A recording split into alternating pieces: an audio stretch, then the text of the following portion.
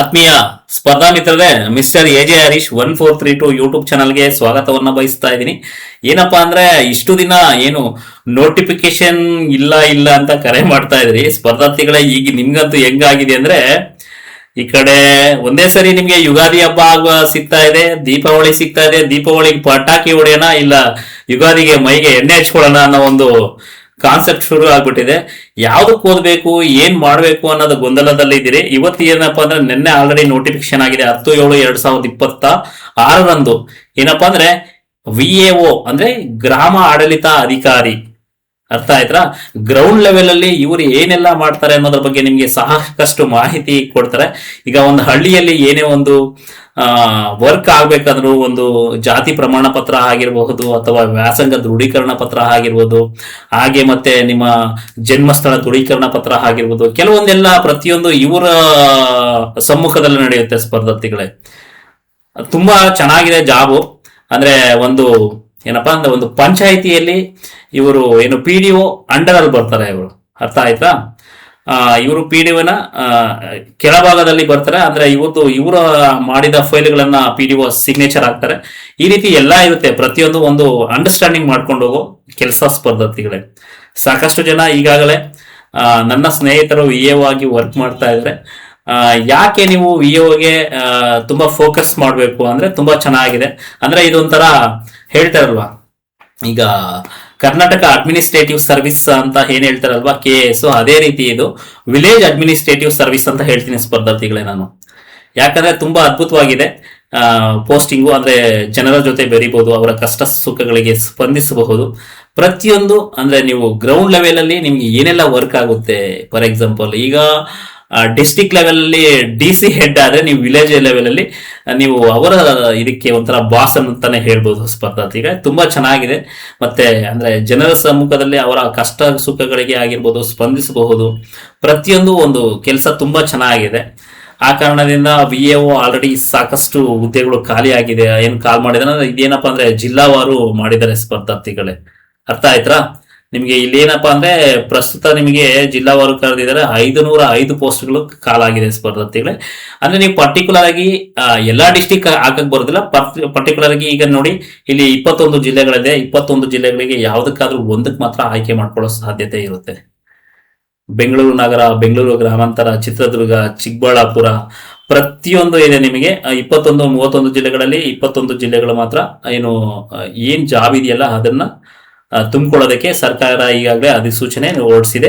10/7/2026 ನಿಮ್ಗೆ ಇಷ್ಟೊತ್ತು village accountant ಏನಪ್ಪಾ ಅಂದ್ರೆ ಕೆಲಸ ಕಾರ್ಯಗಳು, ಯಾವ ರೀತಿ ಅವರು ಒಡನಾಟ ಹೊಂದಿರ್ತಾರೆ ಪಬ್ಲಿಕ್ ಜೊತೆ, ಸಾರ್ವಜನಿಕರ ಜೊತೆಗೆ, ಅವ್ರಿಗೆ ಯಾವ ರೀತಿ ಕುಂದುಕೊರತೆಗಳು, ಮತ್ತೆ ಇನ್ನೊಂದು ಗ್ರೌಂಡ್ ಲೆವೆಲ್ ಅಲ್ಲಿ ಯಾವ ರೀತಿ ವರ್ಕ್ ಮಾಡ್ತಾರೆ ಅಂದ್ರೆ ಈಗ ಅತಿವೃಷ್ಟಿ ಆಗಿರ್ಬೋದು, ಅನಾವೃಷ್ಟಿ ಆಗಿರಬಹುದು, ಯಾವುದೇ ಒಂದು ಆಕಸ್ಮಿಕ ಘಟನೆಗಳು ನಡೆಯುತ್ತೆ ಹಳ್ಳಿಯಲ್ಲಿ. ಅಂದ್ರೆ ಆ ಗ್ರಾಮ ಪಂಚಾಯತಿ ಹಳ್ಳಿಯಲ್ಲಿ ನಡೆದಾಗ ಖುದ್ದಾಗಿ ಇವರೇ ಭೇಟಿ ನೀಡಿ ಅಲ್ಲಿನ ಡಾಟಾ ಎಲ್ಲ ಕಲೆಕ್ಟ್ ಮಾಡ್ಕೊಂಡು ಅವ್ರಿಗೆ ಪರಿಹಾರ ಕೊಡಿಸೋದಾಗಿರ್ಬಹುದು.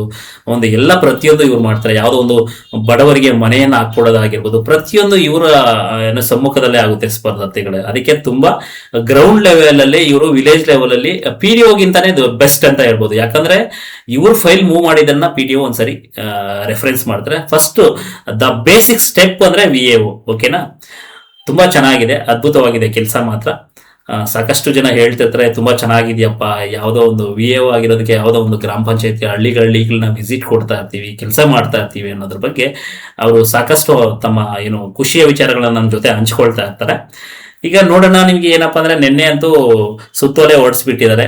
ಯಾವ ಜಿಲ್ಲೆಗೆ ಎಷ್ಟೆಷ್ಟು ಅಂತ. ಬೆಂಗಳೂರು 20 ಇದೆ, ಬೆಂಗಳೂರು ಗ್ರಾಮಾಂತರ 29 ಇದೆ, ಚಿತ್ರದುರ್ಗ 15 ಇದೆ, ಚಿಕ್ಕಬಳ್ಳಾಪುರ 21 ಇದೆ, ತುಮಕೂರು 50 ಇದೆ, ಶಿವಮೊಗ್ಗ 18 ಇದೆ, ಕೋಲಾರ 22 ಇದೆ, ಬೆಂಗಳೂರು ದಕ್ಷಿಣ ಅಂದ್ರೆ ರಾಮನಗರ. ಇದು ನೆನ್ಪಿಟ್ಕೊಳ್ಳಿ ಸ್ಪರ್ಧಾರ್ಥಿಗಳೇ, ಎಕ್ಸಾಮ್ ಓರಿಯೆಂಟೆಡ್ ಕ್ವಶನ್ ಆಗ್ಬೋದು. ಇತ್ತೀಚೆಗೆ ರಾಮನಗರವನ್ನ ಯಾವ ಜಿಲ್ಲೆ ಅಂತ ಘೋಷಣೆ ಮಾಡಿದ್ರೆ ಬೆಂಗಳೂರು ದಕ್ಷಿಣ ನೋಡಿ, ರಾಮನಗರದಲ್ಲಿ 30 ಇದಾವೆ. ಹಾಗೆ ಮೈಸೂರು 45, ಮಂಡ್ಯ 50, ಹಾಸನ 35, ಉಡುಪಿ 10, ದಕ್ಷಿಣ ಕನ್ನಡ 20, ಚಾಮರಾಜನಗರ ಚಾಮರಾಜನಗರ 31, ಚಿಕ್ಕಮಗಳೂರು 10, ಬೆಳಗಾವಿ 48, ಬಾಗಲಕೋಟೆ 16, ಗದಗ 14, ಹಾವೇರಿ 15, ಬೀದರ್ 4, ರಾಯಚೂರು 2. ಟೋಟಲ್ ನಿಮಗೆ 505 ಪೋಸ್ಟ್ಗಳನ್ನ ಕಾಲ್ ಮಾಡಿದ್ದಾರೆ ಸ್ಪರ್ಧಾರ್ಥಿಗಳೇ. ಯಾವುದೇ ಒಬ್ಬ ಅಭ್ಯರ್ಥಿಯು ಏನಪ್ಪಾ ಅಂದ್ರೆ ಪರ್ಟಿಕ್ಯುಲರ್ ಆಗಿ ಒಂದು ಜಿಲ್ಲೆಗೆ ಮಾತ್ರ ಅಪ್ಲಿಕೇಶನ್ ಹಾಕ್ಬೇಕಾಗುತ್ತೆ. ಇದೆಲ್ಲ ನಿಮ್ಗೇನು ಆದೇಶದ ಪ್ರತಿಯೊಂದು ನಿಮಗಿದೆ. ಇದ್ರ ಬೇಸಿಸ್ ಏನಪ್ಪಾ ಅಂದ್ರೆ ಪ್ರೀವಿಯಸ್ ಅಂದ್ರೆ ಈಗ ಮೊನ್ನೆ ಹಿಂದಿನ ಇದನ್ನ ನಡುತ್ತಲ್ವ, ಈ VAO ನಡುತ್ತಲ್ಲ, ಅದ್ರ ಬಿಫೋರ್ ನಡೀತಾ ಇದ್ದಿದ್ದು ಯಾವ ರೀತಿ ಅಂದ್ರೆ PUC ಅಂಕಗಳನ್ನ ಮೆರಿಟ್ ಆಧಾರದ ಮೇಲೆ ಕನ್ಸಿಡರ್ ಮಾಡ್ತಾ ಇದ್ರು. ಕೋವಿಡ್ ನಂತರ ಏನಪ್ಪಾ ಮಾಡಿದ್ರು ಅಂದ್ರೆ ಇದನ್ನ ಕ್ಯಾನ್ಸಲ್ ಮಾಡಿ ಸ್ಪರ್ಧಾತ್ಮಕ ಪರೀಕ್ಷೆಯನ್ನ ಕಂಡಕ್ಟ್ ಮಾಡಿ ರಿಕ್ರೂಟ್ಮೆಂಟ್ ಮಾಡ್ಕೊಳ್ಳೋದಕ್ಕೆ ಸ್ಟಾರ್ಟ್ ಮಾಡಿದ್ದಾರೆ ಸ್ಪರ್ಧಾರ್ಥಿಗಳು. ಇದು ಒಳ್ಳೆಯ ಬೆಳವಣಿಗೆ. ಯಾಕಂದ್ರೆ ಆ ಸಂದರ್ಭದಲ್ಲಿ ಓದಿರ್ತಾರೆ, ಆಗ ಲಿಮಿಟೆಡ್ ಸೋರ್ಸಸ್ ಇತ್ತು, ಅಂದ್ರೆ ಲಿಮಿಟೆಡ್ ಸಬ್ಜೆಕ್ಟ್ ಇತ್ತು, ಅದನ್ನ ತಗೊಂಡು ಸ್ಕೋರ್ ಮಾಡ್ತಾ ಇದ್ರು. ಆದ್ರೆ ಈಗ ಸ್ಪರ್ಧಾತ್ಮಕ ಪರೀಕ್ಷೆಯಲ್ಲಿ ಲೈಕ್ ನಮ್ಮ ಪುಸ್ತಕಗಳು ಯಾವ ರೀತಿ ಭಂಡಾರ ಯಾವ್ದು ಅಂದ್ರೆ ಲೈಕ್ ಓಷನ್ ತರ, ಸಮುದ್ರದ ಸಾಗರದ ರೀತಿ ಎಲ್ಲವನ್ನ ನಾವು ಗ್ರಾಪ್ ಮಾಡ್ಬೇಕು. ಪ್ರತಿಯೊಂದು ವಿಷಯನ ಕಲೆಕ್ಟ್ ಮಾಡ್ಬೇಕು. ಪ್ರಚಲಿತ ಓದ್ಬೇಕು, ಸೈನ್ಸ್ ಓದ್ಬೇಕು, ಟೆಕ್ನಾಲಜಿ ಓದ್ಬೇಕು, ಸೋಷಿಯಲ್ ಸೈನ್ಸ್ ಓದ್ಬೇಕು, ಆಮೇಲೆ ಕನ್ನಡ ಓದ್ಬೇಕು, ಹಿಸ್ಟ್ರಿ ಓದ್ಬೇಕು. ಪ್ರತಿಯೊಂದು ಸಬ್ಜೆಕ್ಟ್ ನಮಗೆ ಪರಿಪೂರ್ಣ ಜ್ಞಾನ ಇದ್ದಾಗ ಮಾತ್ರ ನಾವು ಸಾರ್ವಜನಿಕ ಆಡಳಿತಕ್ಕೆ ಹೋದಾಗ ಅವರಿಗೆ ಯಾವ ರೀತಿ ಸ್ಪಂದಿಸಬೇಕು ಅನ್ನೋದು ಅವರಿಗೆ ಅರಿವಿರುತ್ತೆ ಅಂತ ಹೇಳಿ ಇದು ಮಾಡಿರುವುದು ಒಳ್ಳೆಯ ನಡವಳಿಕೆ. ಅದೇ ರೀತಿ ಏನಪ್ಪಾ ಅಂದ್ರೆ ಅರಣ್ಯ ವೀಕ್ಷಕರು ಇದೆಯಲ್ಲ, ಅದಕ್ಕೂ ಎಕ್ಸಾಮ್ ಕಂಡಕ್ಟ್ ಮಾಡಿದ್ರೆ ನನ್ನ ಅನಿಸಿಕೆ ಪ್ರಕಾರ ಪ್ರತಿಯೊಬ್ಬರಿಗೂ ಒಂದು ಈಕ್ವಲ್ ಜಸ್ಟಿಸ್ ಕೊಟ್ಟಂಗಾಗುತ್ತೆ ಸ್ಪರ್ಧಾರ್ಥಿಗಳೇ. ಮುಂದಿನ ನಡೆ ನೋಡೋಣ ಸರ್ಕಾರ ಯಾವ್ದು ಇರುತ್ತೆ ಅಂತ. ಈಗ ನಮಗೆ ಏನಪ್ಪಾ ಅಂದ್ರೆ VAO ರಿಲೇಟೆಡ್ ಆಗಿ ಕಂಪಲ್ಸರಿ ನೀವು PUC ಆಗಿರ್ಲೇಬೇಕು. ಇದರಲ್ಲಿ 2 ಪೇಪರ್ ಇರುತ್ತೆ. ಒಂದು ಸಾಮಾನ್ಯ ಜ್ಞಾನ ಅಂದ್ರೆ GS ರಿಲೇಟೆಡ್ 100 ಮಾರ್ಕ್ಸ್ ಇರುತ್ತೆ. ಹಾಗೆ ಕಮ್ಯುನಿಕೇಶನ್ ಪೇಪರು ಇದರಲ್ಲಿ 100 ಮಾರ್ಕ್ಸ್ ಇರುತ್ತೆ. ಸಾಮಾನ್ಯ ಜ್ಞಾನ ಯಾವ ಬೇಸ್ಡ್ ಕ್ವಶನ್ಸ್ ಇರುತ್ತೆ ಅಂದ್ರೆ ಸ್ಪರ್ಧಾರ್ಥಿಗಳೇ ಅಪ್ ಟು PUC ಲೆವೆಲ್ಗೆ ಏನಿರುತ್ತಲ್ಲ ಆ ಕ್ವಶನ್ಸ್ ಕೇಳ್ತಾರೆ. ಅದೇ ಕಮ್ಯುನಿಕೇಶನ್ ಅಲ್ಲಿ ನಿಮಗೆ 3 ಪಾರ್ಟ್ ಅನ್ನ ನಾವು ಡಿವೈಡ್ ಮಾಡ್ಕೊಳ್ಬಹುದು, ನೋಡ್ಬೋದು. ಒಂದು ಕನ್ನಡ ಗ್ರಾಮರ್ ಇರುತ್ತೆ, ಅದರಲ್ಲಿ 35 ಮಾರ್ಕ್ಸ್ ಕನ್ನಡ ಗ್ರಾಮರ್ ಇಂದ ಬರುತ್ತೆ. ಹಾಗೆ ಕಂಪ್ಯೂಟರ್ ಇರುತ್ತೆ, ಅದು 30 ಮಾರ್ಕ್ಸ್ ಇರುತ್ತೆ. ಹಾಗೆ ಇಂಗ್ಲಿಷ್ ಗ್ರಾಮರ್ ಇರುತ್ತೆ, 35 ಮಾರ್ಕ್ಸ್ ಇರುತ್ತೆ. ಸ್ಪರ್ಧಾರ್ಥಿಗಳೇ ನಾನು ಪದೇ ಟಿಲ್ ಸ್ಟಾರ್ಟಿಂಗ್ ಡೇಟ್ ಇಂದ ನಾನು ಹೇಳ್ತಾ ಇದ್ದೀನಿ, ಗ್ರೂಪ್ ಸಿ ಯಾರೆಲ್ಲ ಓದ್ತೀರಾ ಅವರು ಕಮ್ಯುನಿಕೇಶನ್ ಅನ್ನ ಯಾರು ತುಂಬಾ ಆಳವಾಗಿ ಅಧ್ಯಯನ ಮಾಡಿ ಓದ್ತಾರೋ ಅವರು 100% ಸಕ್ಸಸ್ ಆಗ್ತಾರೆ. ಯಾರು ಅಲ್ಲಿ 70+ ಕಮ್ಯುನಿಕೇಶನ್ ಅಲ್ಲಿ ಸ್ಕೋರ್ ಮಾಡ್ತಾರೋ 100% ಜಾಬ್ ಆಗುತ್ತೆ. ಇದು ನೆನ್ಪಿಟ್ಕೊಳ್ಬೇಡಿ. ನಮ್ಮ ಆರ್ಟ್ಸ್ ವಿದ್ಯಾರ್ಥಿಗಳಿಗೆ ನಾನು ಹೇಳ್ತಾ ಇರ್ತೀನಿ, ಮತ್ತೆ ಕಾಮರ್ಸ್ ವಿದ್ಯಾರ್ಥಿಗಳಿಗೆ ಹೇಳ್ತಾ ಇರ್ತೀನಿ, ನೀವು ತುಂಬಾ ಡೆಡಿಕೇಟಿವ್ ಮಾಡಬೇಕಾಗಿರೋದು ಕಮ್ಯುನಿಕೇಶನ್ ಪೇಪರ್ಗೆ, ಮತ್ತೆ ಮೆಂಟಲ್ ಎಬಿಲಿಟಿ, ಮತ್ತೆ ಸೈನ್ಸ್ ಅಂಡ್ ಟೆಕ್ನಾಲಜಿಗೆ. ಯಾರೆಲ್ಲ ಈ 5 ಸಬ್ಜೆಕ್ಟ್ಗೆ ಜಾಸ್ತಿ ಫೋಕಸ್ ಮಾಡ್ತೀರೋ ಅವ್ರು 100% ಜಾಬ್ ತಗೊಳ್ತೀರಾ ಸ್ಪರ್ಧಾರ್ಥಿಗಳೇ. ನೆಗ್ಲೆಕ್ಟ್ ಮಾಡಕ್ ಹೋಗ್ಬೇಡಿ. ಈಗ್ಲಿಂದನೇ ನಾನು ಹೇಳುವ ಪುಸ್ತಕಗಳು ತುಂಬಾ ಸ್ಟ್ಯಾಂಡರ್ಡ್ ಇರೋ ಪುಸ್ತಕಗಳನ್ನೇ ಹೇಳ್ತೀನಿ. ಈ ಪುಸ್ತಕಗಳನ್ನು ರೆಫರ್ ಮಾಡಿದಾಗ ಹೇಳ್ತಾರೆ, ಸಾಕಷ್ಟು ಯೂಟ್ಯೂಬರ್ಸ್ ಬರ್ತಾರೆ, ಅದು ಹಂಗಿದೆ ಹಿಂಗಿದೆ ಅಂತ. ನನಗೆ ಗೊತ್ತಿದೆ ಏನು ಈ ವಾಸ್ತವ ಜಗತ್ತು ಏನಿದೆ, ನಮ್ಮ ಸ್ಪರ್ಧಾತ್ಮಕ ಲೋಕದಲ್ಲಿ ಸ್ಪರ್ಧಾರ್ಥಿಗಳನ್ನ ಹೆಂಗೆ ಚಳ್ಳೆಹಣ್ಣು ತಿನ್ನಿಸ್ತಿದ್ದಾರೆ ಅನ್ನೋದು ಎಲ್ಲ ನನಗೆ ಗೊತ್ತಿದೆ, ಪ್ರತಿಯೊಂದು ಗೊತ್ತಿದೆ. ನಾನೇನಪ್ಪ ಅಂದ್ರೆ ಇವತ್ತು ಸೆಕೆಂಡ್ ಸಾಟರ್ಡೆ ಇರೋ ಕಾರಣದಿಂದ ಕೋರ್ಟು ಲೋಕ ಅದಾಲತ್ ಇದೆ, ನಮ್ದು ಯಾವುದೇ ರೀತಿ ಕೆಲಸ ಇರಲಿಲ್ಲ. ಆ ಕಾರಣದಿಂದ ವಿಡಿಯೋ ಮಾಡ್ತಾ ಇದ್ದೀನಿ ಸ್ಪರ್ಧಾರ್ಥಿಗಳೇ. ನಾನು ಏನ್ ಹೇಳ್ತೀನೋ ಅದನ್ನ ಚಾಚು ತಪ್ಪದೆ ಮಾಡಿ. ನಾನು ಯಾರಿಂದ ಏನು ಎಕ್ಸ್ಪೆಕ್ಟ್ ಮಾಡ್ತಾ ಇಲ್ಲ. ನಿಮ್ಮ ಯಶಸ್ಸನ್ನ ನಾನು ಕಾಯ್ದು ಯಾವಾಗ್ಲೂ ಕೊಳ್ತಿರ್ತೀನಿ ಅಂತ ಹೇಳ್ತಾ, ಇದು PUC based level question exam ಇರುತ್ತೆ ಸ್ಪರ್ಧಾರ್ಥಿಗಳೇ. ಏನಪ್ಪಾ ಅಂದ್ರೆ VAOಗೆ ಯಾರು ಪ್ರಿಪೇರ್ ಆಗ್ತಾ ಇದ್ರೋ ಕಂಪಲ್ಸರಿ ಕಮ್ಯುನಿಕೇಶನ್ಗೆ ಜಾಸ್ತಿ ಒತ್ತು ಕೊಡಿ. ನೋಡಿ ಸ್ಪರ್ಧಾರ್ಥಿಗಳ, ನಿಜ ಹೇಳ್ತಾ ಇದ್ದೀನಿ, ಈ ಪುಸ್ತಕನ ಓದಿ VAO ಆಗಿರೋರು 4 ರಿಂದ 5 ಜನ ನನಗೆ ಕಾಲ್ ಮಾಡಿದ್ದಾರೆ. ಸರ್ 34 ಸ್ಕೋರ್ ಮಾಡಿದ್ದೀನಿ ಸರ್ ಅಂತ ಹೇಳಿದ್ರು. 35ಕ್ಕೆ 34 ಸ್ಕೋರ್ ಮಾಡಿ ಈಗ ನಾನು VAO ಆಗಿ ವರ್ಕ್ ಮಾಡ್ತಾ ಇದ್ದೀನಿ ಅಂತ ಹೇಳಿದ್ರು. ನೀವು ನಂಬ್ತಿರೋ ಬಿಡ್ತೀರೋ, ನಾನು ಓದಿದ್ದೀನಿ. ಯಾವ ಪುಸ್ತಕ ಓದಿದ್ದೀನಿ ಅಂದ್ರೆ ವ್ಯಾಕರಣ ದರ್ಪಣ ಓದಿದ್ದೀನಿ, ಅಂದ್ರೆ ನಮ್ಮ ಕನ್ನಡ ಸಾಹಿತ್ಯ ಪರಿಷತ್ತು ಬಿಡುಗಡೆ ಮಾಡಿದ್ದು ವ್ಯಾಕರಣ ದರ್ಪಣ ಓದಿದ್ದೀನಿ. ಹರಳುಗುಪ್ಪೆ ಓದಿದ್ದೀನಿ, ಗೋಪಾಲಕೃಷ್ಣ ಉಡುಪ ಓದಿದ್ದೀನಿ. ಈ ಎಲ್ಲದಕ್ಕಿಂತ ದಿ ಬೆಸ್ಟ್ ಇದ್ರೆ ಮಾತ್ರ ಬೈ ಮಾಡಿ ಸ್ಪರ್ಧಾರ್ಥಿಗಳು ನನ್ನ ಪುಸ್ತಕ. ಈ ಎಲ್ಲ ಏನಿದೆಯಲ್ಲ ಇದಕ್ಕಿಂತ ಚೆನ್ನಾಗಿದ್ರೆ ಬೈ ಮಾಡಿ. ಬಿಕಾಸ್ ನಿಮಗೆ ಇದರಲ್ಲಿ ಪ್ರತಿಯೊಂದು ಸಾಹಿತ್ಯದ ರಿಲೇಟೆಡ್ ಇದೆ. ನಿಮ್ಗೆ ವ್ಯಾಕರಣ ದರ್ಪಣಕ್ಕೆ ಹೋದಾಗ ಸಾಹಿತ್ಯ ಸಿಗೋದಿಲ್ಲ, ನಿಮ್ಗೆ ಹರಳುಗುಪ್ಪಿಗೆ ಹೋದಾಗ ಸಾಹಿತ್ಯ ಸಿಗೋದಿಲ್ಲ. ಗೋಪಾಲಕೃಷ್ಣ ಉಡುಪ ಇದೆ, ಅದರ ಸಾಹಿತ್ಯ ಇದು ಸಿಗುತ್ತೆ. ಬಟ್ ಅಲ್ಟಿಮೇಟ್ ಇದೆ, ಎಕ್ಸ್ಟ್ರಾರ್ಡಿನರಿ ಅಂದ್ರೆ ದಿ ಬೆಸ್ಟ್, ಕರ್ನಾಟಕದ ದಿ ಬೆಸ್ಟ್ ಪುಸ್ತಕ ಕನ್ನಡ ವ್ಯಾಕರಣ ಪುಸ್ತಕ. ಇದರಲ್ಲಿ ನಿಮ್ಗೆ 30+ ಸ್ಕೋರ್ ಆಗುತ್ತೆ ಸ್ಪರ್ಧಾರ್ಥಿಗಳೇ, ನಾನು ಭರವಸೆ ಕೊಡಬಲ್ಲೆ. ಅರ್ಥ ಆಯ್ತಾ? ಚಾಚು ತಪ್ಪದೆ ಪಿನ್ ಟು ಪಿನ್ ಓದ್ಬೇಕು. ನಿಮ್ಗೆ ಸರಳಾದ ರೀತಿಯಲ್ಲಿ ನಾನು ಕನ್ನಡ ವ್ಯಾಕರಣವನ್ನ ಅರ್ಥ ಮಾಡೋದಕ್ಕೆ ನೀನು ಪ್ರಯತ್ನ ಪಟ್ಟಿದ್ದೀನಿ. ಅರ್ಥ ಆಯ್ತಾ? ಇದರಲ್ಲಿ ನಾನೇನು ಕೊಚ್ಕೊಳ್ಳೋದೇನು ಬೇಕಾಗಿಲ್ಲ. ಯಾಕಂದ್ರೆ ನಾನೇ ಬರೆದಿರುವಂತ ಪುಸ್ತಕ, ಯಾರು ಸಪೋರ್ಟಿವ್ ತಗೊಂಡಿಲ್ಲ. ಸಪೋರ್ಟಿವ್ ತಗೊಂಡಿದ್ದೀನಿ, ಟೈಪಿಸ್ಟ್ ಅಲೈನ್ಮೆಂಟ್ ಮಾಡೋದಕ್ಕೆ ಸಪೋರ್ಟಿವ್ ತಗೊಂಡಿದ್ದೀನಿ ಸ್ಪರ್ಧಾರ್ಥಿಗಳೇ. ಅದೇ ರೀತಿ ಇನ್ನು ನಮ್ಮ ಸುನಿಲ್ ಚೌಹಾಣ್ ಬರ್ತಿದಾರಲ್ಲ, ಕಂಪ್ಯೂಟರ್ ತುಂಬಾ ಎಕ್ಸ್ಟ್ರಾಡಿನರಿ ಇದೆ. ನನಗಂತೂ ಖುಷಿ ಆಯಿತು. ಸುನಿಲ್ ಕುಮಾರ್ ಅಂತ ಪುಸ್ತಕವನ್ನ ಏನು ಸ್ಪರ್ಧಾರ್ಥಿಗಳಿಗೆ ನೀಡಿರೋದ ಕಾರಣದಿಂದ ಗೆ ಮತ್ತೆ ಗ್ರೂಪ್ ಗೆ ಯಾರೆಲ್ಲ ಓದ್ತಾ ಇದ್ದೀರಾ, ಸುನಿಲ್ ಕುಮಾರ್ ಚೌಹಾಣ್ ಬರೆದಿರೋ ಪುಸ್ತಕವನ್ನ ತಗೊಳ್ಳಿ. ಅದ್ರ ಜೊತೆಗೆ ಒಂದು ಇಂಗ್ಲಿಷ್ ವರ್ಷನ್ ಪುಸ್ತಕ ಲೂಸೆಂಟ್ ತುಂಬಾ ಚೆನ್ನಾಗಿದೆ. ಇವೆರಡು ನಿಮ್ಮ ಹತ್ರ ಒಂದು ಸೆಟ್ ಇರಲಿ. ಹಾಗೆ BN ಸುರೇಶ್ ಜ್ಞಾನ ಗಂಗೋತ್ರಿ ಅವರು ಬರ್ದಿರೋರು, ಅವರು ನನಗೆ ಯಾರಂತ ಪರಿಚಯ ಇಲ್ಲ, ತುಂಬಾ ಚೆನ್ನಾಗಿ ಬರೆದಿದ್ದಾರೆ, ಸರಳವಾಗಿ ಬರೆದಿದ್ದಾರೆ. ಇನ್ನೊಬ್ರು ಮಾವಳ್ಳಿ ಅಂತಿದ್ದಾರೆ. ಎರಡರಲ್ಲಿ ಯಾವ್ದಾದ್ರು ಒಂದ್ ತಗೊಳ್ಳಿ ಸ್ಪರ್ಧಾರ್ಥಿಗಳೇ. ಮತ್ತೆ ಪುಸ್ತಕ ನೀವು ಏನಪ್ಪಾ ಅಂದ್ರೆ ವಿಡಿಯೋ ನೋಡ್ಬೇಕು ಇಂಗ್ಲಿಷ್ಗೆ. ಈಗ ಫಾರ್ ಎಕ್ಸಾಂಪಲ್ ನೋಡಿ, ಪ್ರಿಪೋಷನ್ಸ್ ಆಗಿರ್ಬೋದು, ಕನ್ಜಂಕ್ಷನ್ಸ್ ಆಗಿರ್ಬೋದು, directive speech, directive voice, active voice, passive voice, ಮತ್ತೆ ಪ್ರತಿಯೊಂದು ನೀವು ಯಾವ ರೀತಿ ಏನ್ ಮಾಡ್ಬೇಕು ಅನ್ನೋದು ನಿಮ್ಮಲ್ಲಿ ಒಂದು ಇದು ಬರಬೇಕು. ಇನ್ನೊಂದು ಏನಂದ್ರೆ ಮೈಂಡ್ ಅನ್ನ ಸ್ಕಿಪ್ ಮಾಡ್ಕೊಳಕ್ ಹೋಗ ಅದ ಅಂತ ಅನ್ಕೊಳಕ್ ಹೋಗ್ಬೇಡಿ. ಈಗ ಗ್ರೂಪ್ ಸಿಗೆ ಯಾರೆಲ್ಲ ಓದ್ತಾ ಇದ್ದೀರಾ, ಗ್ರೂಪ್ ಸಿಗೆ ಓದಿ. ನಾನು ಆ ಕಡೆ ಪೊಲೀಸ್ ಕಾನ್ಸ್ಟೇಬಲ್ ಓದ್ತೀನಿ, ಈ ಕಡೆ ಇದು ಓದ್ತೀನಿ ಅಂದ್ರೆ ಪೊಲೀಸ್ ಕಾನ್ಸ್ಟೇಬಲ್ಗೆ ಆಗುತ್ತೆ, ಇಲ್ಲ ಅಂತ ಹೇಳ್ತಿಲ್ಲ. ನೀವು GS ಏನ್ ಓದ್ತೀರಾ ಪೊಲೀಸ್ ಕಾನ್ಸ್ಟೇಬಲ್ಗೆ ಆಗುತ್ತೆ. ಅರ್ಥ ಆಯ್ತಾ? ಯಾರೆಲ್ಲ ನಾನು ಗ್ರೂಪ್ ಸಿ ಮಾಡ್ಲೇಬೇಕಂತ ಇದ್ದ ಹುಡುಗ ಗ್ರೂಪ್ ಸಿ ಎಕ್ಸಾಮ್ ಬರೀರಿ, ಮತ್ತೆ ಪೊಲೀಸ್ ಎಕ್ಸಾಮ್ ಬರೀರಿ. ಯಾಕಂದ್ರೆ ನೀವು ಅಲ್ಲಿ GS ಓದಿರ್ತೀರಾ, ಪೊಲೀಸ್ಗೆ ಬಂದು GS ಜೊತೆಗೆ ಇದು ಕಮ್ಯುನಿಕೇಶನ್ ಪೇಪರ್ ಓದಿಲ್ಲ.